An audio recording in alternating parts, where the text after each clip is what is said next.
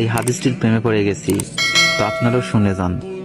আপনি যখন নিজের ঘরে নীরবে কান্না করবেন, আল্লাহ তখন ফেরেশতাদের উদ্দেশ্য করে বলেন, কোন জিনিস আমার এই বান্দার চোখে পানি আনলো?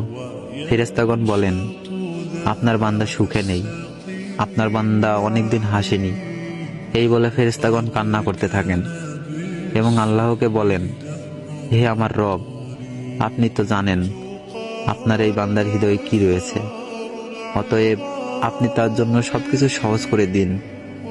আল্লাহ বলেন, আমার এই বান্দা এমন কিছু জীবন থেকে হারিয়ে ফেলেছে যে সে অধিক ভালোবেসেছিল।